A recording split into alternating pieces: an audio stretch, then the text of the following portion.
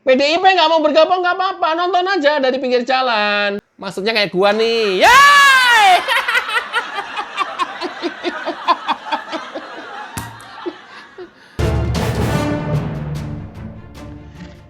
Ya, Pak Jokowi masih memimpin rapat paripurna kabinet di Istana Negara. Padahal sudah tinggal detik-detik mengakhiri masa jabatannya, tapi beliau konsisten terus bekerja untuk rakyatnya, negara dan bangsa Indonesia. Itulah Pak Jokowi. Ya. Keren juga ini gue nih.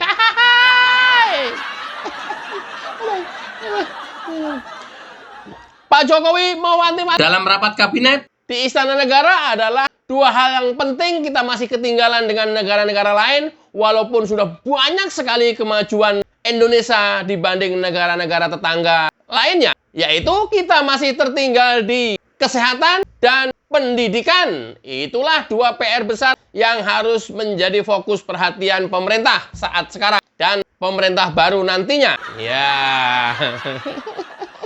Nadim nih gimana nih Bang Nadim nih? Aduh, catatannya jelek nih, kurang nih pendidikan sama Menteri Kesehatan. Aduh, kalau kesehatan ini yang disorot adalah di bidang infrastrukturnya, mungkin sarana prasarananya. Kalau nanti Pak Prabowo jadi, kemudian fokus membangun banyak rumah sakit dan sarana pendidikan yang lainnya, ya insya Allah langsung cus naik. Insya Allah. Oke, seperti apa pidato lengkap Pak Jokowi pada saat memimpin rapat paripurna kabinet di Istana Negara? Simak videonya. Kita tahu dunia sekarang berada pada ketidakpastian yang tinggi di tengah ekonomi dunia yang semakin sulit dan tidak menentu. Eskalasi geopolitik juga meningkat, utamanya di Timur Tengah. Kemudian kalau kita lihat inflasi dunia juga meninggi, depresiasi nilai tukar kalau kita lihat terus menekan ekonomi semua negara. Tapi saya senang, alhamdulillah daya saing kita di tahun 2024 naik signifikan. Ini penting karena ranking daya saing kita di dunia dari yang sebelumnya 44 melompat ke 34, kemudian sekarang melompat lagi ke angka 27.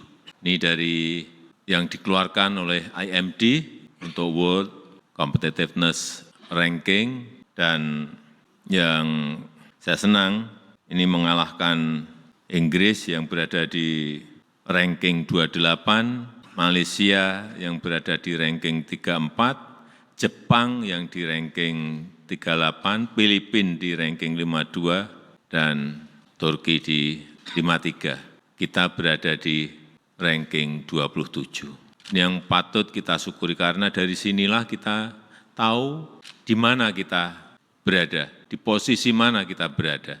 Karena dalam kondisi yang seperti awal tadi saya sampaikan, tidak mudah memperbaiki ranking dalam kondisi dunia yang tidak menentu seperti sekarang ini. Bahkan kayak Jepang turun 3 peringkat, Malaysia turun 7 peringkat. Oleh sebab itu, saya ingin mengingatkan ke semua kementerian dan lembaga agar betul-betul mencermati kondisi-kondisi global, mencermati kondisi-kondisi ekonomi nasional kita. Karena kalau kita lihat Jepang, kenapa turun 3 peringkat, itu karena pelemahan mata uang dan juga karena penurunan produktivitas. Malaysia turun sampai 7 peringkat juga karena pelemahan mata uang dan masalah stabilitas politik. Artinya apa? Stabilitas politik itu penting. Artinya stabilitas mata uang itu penting. Artinya peningkatan produktivitas itu penting. Dan yang dinilai dari kita, kenaikan utama daya saing Indonesia itu karena kepemerintahan, karena dunia usaha, dan karena ekonomi kita. Karena undang-undang cipta kerja kita mengalami peningkatan 8 level. Karena dunia bisnis kita yang semakin kompetitif, baik karena tenaga kerjaan maupun produktivitas, level kita menjadi naik 6 level. Dan karena ekonomi kita baik, kita bisa mengendalikan ekonomi, bisa meningkatkan growth, pertumbuhan ekonomi, itu menjadi kenaikan utama dari daya saing Indonesia. Tapi juga di sisi efisiensi bisnis, Kita melihat ketersediaan tenaga kerja dengan jumlah dan skill yang memadai, ini menyebabkan kita di level kedua. Juga efektivitas manajemen perusahaan, ini urusan dunia usaha. Kemudian juga masyarakat juga memberikan dukungan lewat perilaku dan budaya masyarakat kita dalam rangka daya saing tersebut.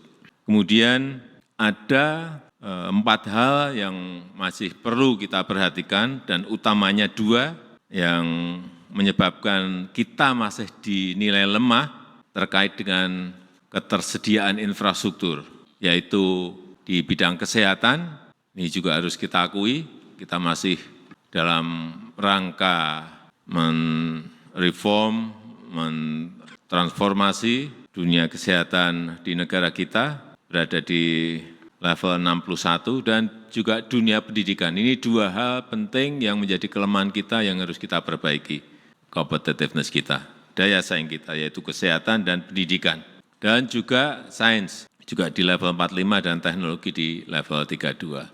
Ini yang harus menjadi perhatian kita semuanya agar competitiveness ranking kita setiap tahunnya bisa terus kita perbaiki. Saya kira 2 hal menurut saya kesehatan dan pendidikan yang harus menjadi fokus utamanya tentu saja pemerintah ke depan.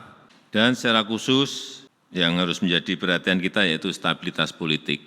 Ini penting agar jangan sampai ada turbulensi politik, agar transisi dari pemerintahan sekarang ke pemerintahan berikut ini mulus dan baik, itu yang selalu dilihat oleh dunia internasional. Dan juga hati-hati mengenai isu-isu yang setiap hari ada.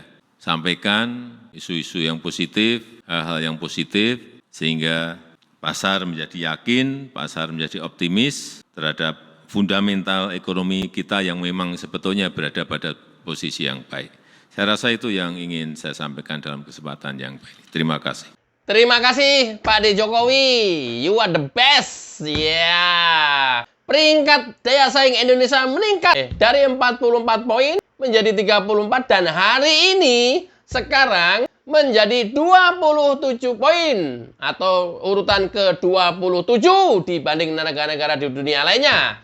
Ini menaik peringkat dari 44 ke 27. Luar biasa Pak Jokowi. Mengakhiri masa kepemerintahannya dan mentransisikan ke pemerintahan berikutnya dengan hasil yang baik, gemilang, dan memuaskan. Di level 27 ini otomatis menggeser Inggris yang terlempar ke level 28, kemudian Malaysia terlempar ke level 34, Jepang ke level 38, Filipina level 52, dan Turki 53. Kita di nomor urut 27. Masih jauh sih untuk menjadi 10 besar, tapi setidaknya pencapaiannya luar biasa. Dan ini perlu kerja keras, ya, karena banyak faktor yang menentukan level daya saing ini. Apa itu? Pemerintahan, dunia usaha, ekonomi, politik, dan lain-lain. Seluruh parameter yang ada di negara tersebut diukur. Kita masih lemah di infrastruktur pendidikan dan kesehatan. Kemudian Jokowi berpesan supaya tetap menjaga kondusivitas dan stabilitas politik di Indonesia. Karena ini penting, ya, kalau ribut-ribut terus, kapan Indonesia mau membangun? Itulah tidak salah di awal Prabowo sudah bilang, kalau nggak mau diajak bergabung, nonton aja nggak apa-apa dari pinggir lapangan. PDIP nggak mau bergabung nggak apa-apa, nonton aja dari pinggir jalan. Dan diharapkan menjadi penonton yang baik. Ya, pemerintah mau bekerja. Loh, saya ini mau bekerja, jangan direcokin. Itu loh. Juga yang paling penting adalah jaga stabilitas politik dengan cara jangan menyebarkan berita-berita negatif. Jangan menyebarkan berita-berita apalagi bohong dan hoax. Sebarkanlah berita-berita positif karena itu akan berpengaruh langsung terhadap ekonomi Indonesia. Maksudnya kayak gua nih. Yeay!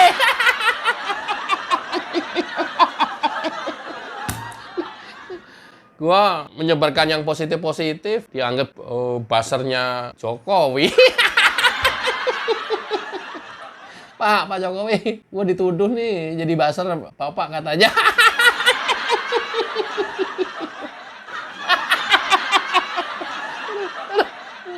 Aduh, Mak.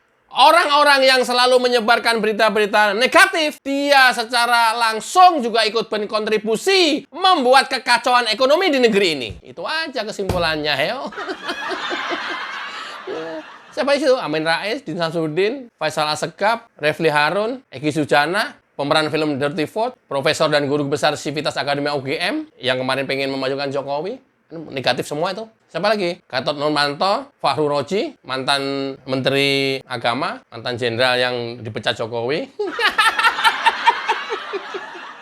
Ini kan orang-orang negatif semuanya yang selalu menyebarkan aura-aura negatif di negeri ini. Kalian nggak sadar, itu adalah berkontribusi terhadap pelemahan ekonomi di Indonesia. Sadarlah, ayo.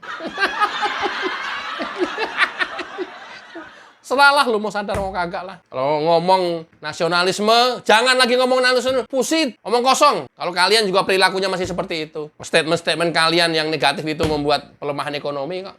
Bicara nasionalisme, pret. Oke.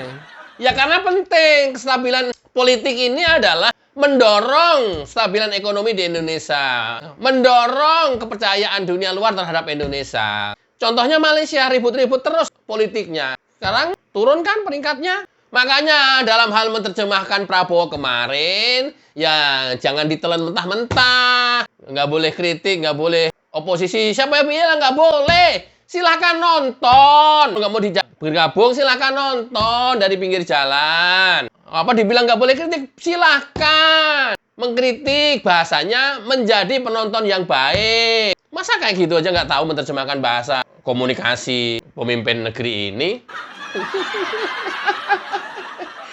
Ya tapi kalau dasarnya otak konslet sih ya nggak bisa memang. Iya, karena ya nyinyir terus selama kepentingannya belum terakomodir, selama kepentingan pribadi dan kelompoknya dan partainya ya belum dapat, masih terus nyerang terus. Namanya juga menyerang ya, mengada-ngada. Mengkapitalisasi masalah. Ini namanya juga menyerang. Hai! Gua ketawa sendiri. Lagi ngebayangin PDIP soalnya. Meringis dari pinggir lapangan.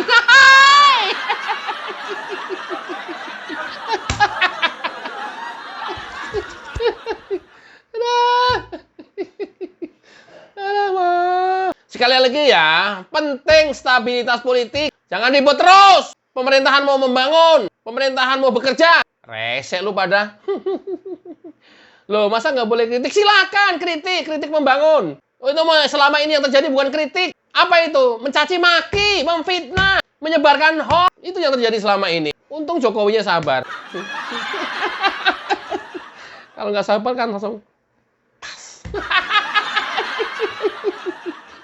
alamak. Oke ya, ini adalah prestasi yang baik untuk Indonesia, walaupun masih banyak harus dibenahi dan dikejar di sana-sini supaya masuk ke daya saing 10 besar dunia. Mudah-mudahan bermanfaat. Wassalamualaikum warahmatullahi wabarakatuh. Sayo.